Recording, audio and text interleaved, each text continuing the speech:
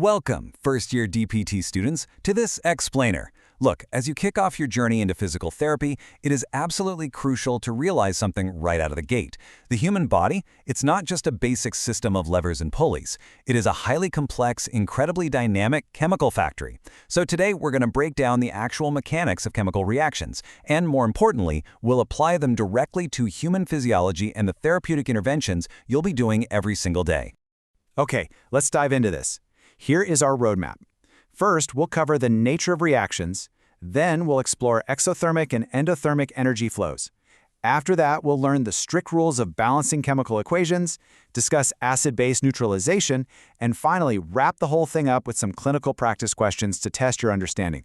This structure is going to build a rock-solid foundational framework for your clinical practice. Let's jump right into Section 1. The nature of reactions, where we'll look at exactly how matter transforms from one state to another. At its absolute core, a chemical reaction is simply a process where substances change into entirely new substances. And these new substances have entirely different properties. You know, like when dye interacts with water, right? A complete transformation happens. But let's bring this right into the clinic. You have your starting materials, which we call reactants, and your resulting materials, the products. Think about the food your patients eat. Through digestion, those food particles act as your reactants. Your body's enzymes step in, facilitate a chemical reaction, and transform them into usable cellular material and ATP. Those are your products. It's literally the ultimate biological transformation.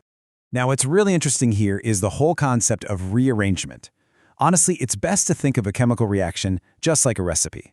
When you see an arrow in a chemical equation, that just means yields. Notice how the atoms are merely reshuffled? They are never, ever created or destroyed.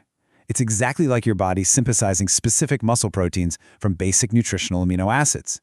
You take the ingredients, you follow the biological recipe, and you yield a completely new structure. But the total amount of those fundamental building blocks, it remains precisely the same. So how do we actually know a chemical reaction has taken place? Well, there are a few clear signs. You might see a color change or the production of gas, like bubbles forming. But as physical therapists, the one you'll be most intimately familiar with is an energy shift. When you see a patient sweating profusely during an intense treadmill protocol, you are witnessing a massive energy shift. That's the body's internal thermoregulation responding to metabolic heat production.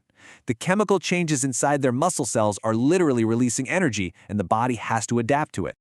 And that perfectly transitions us to Section 2, exothermic and endothermic energy. Let's look closely at how energy actually flows during all these molecular reshufflings. Now, this is a massive concept for understanding human metabolism. Breaking bonds requires energy. That's what we call an endothermic process. On the flip side, forming new bonds releases energy, and that is an exothermic process. In your physiology classes, you're going to hear the terms catabolism and anabolism all the time. Think of catabolism, like breaking down complex glucose molecules to power a muscle contraction. That's a process that fundamentally relies on these energy shifts.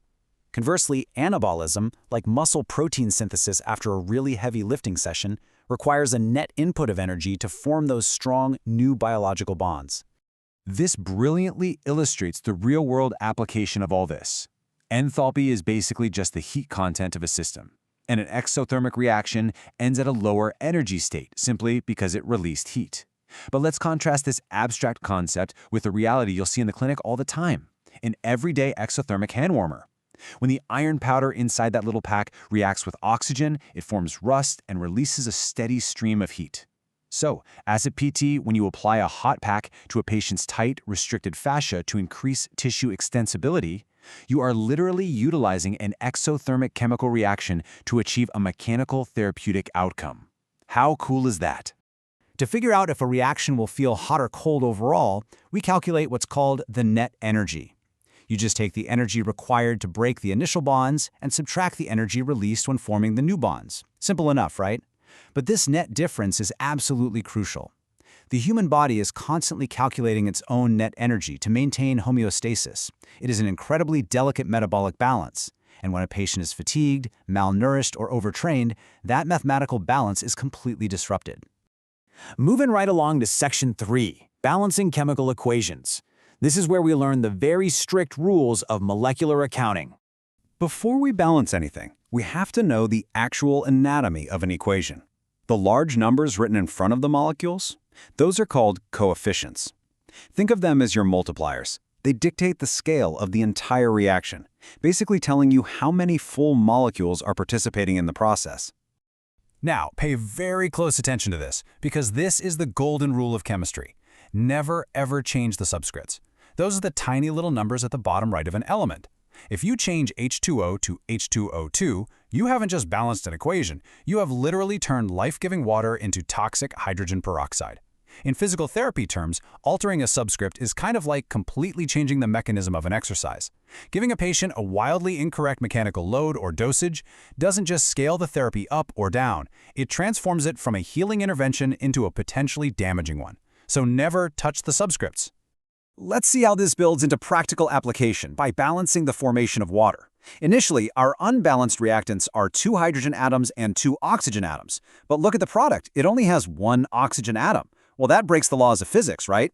So we have to adjust our coefficients. By placing a 2 in front of the H2 on the reactant side and a 2 in front of the H2O on the product side, we now have 4 hydrogens and 2 oxygens across the board. The accounting is absolutely perfect. The equation is officially balanced.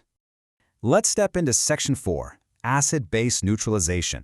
This is all about balancing pH levels, which is another massive physiological concept you need to know.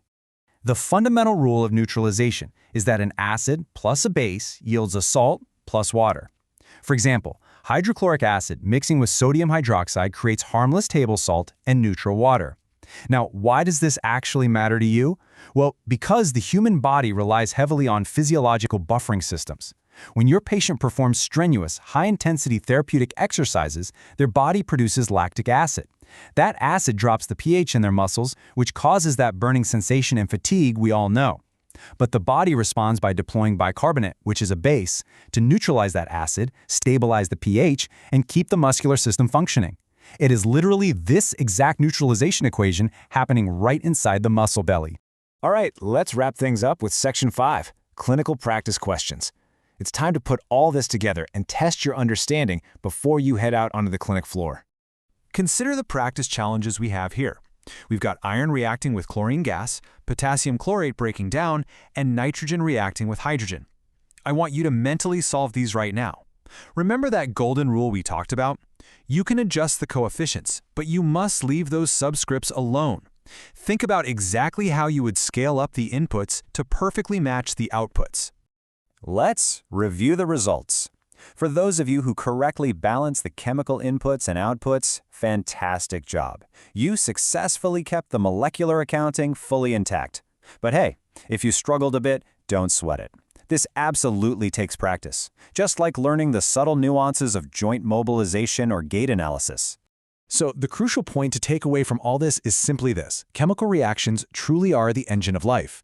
Mastering these foundational concepts of energy, equations, and pH buffering, it empowers you as a physical therapist to truly understand and therefore truly heal the human body at a systemic level.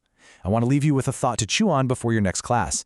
Is it possible that every single time your patient takes a step, lifts an arm, or even takes a deep breath during your sessions, what you are actually observing is simply chemistry in motion? Thank you so much for joining this explainer today, and I'll catch you next time.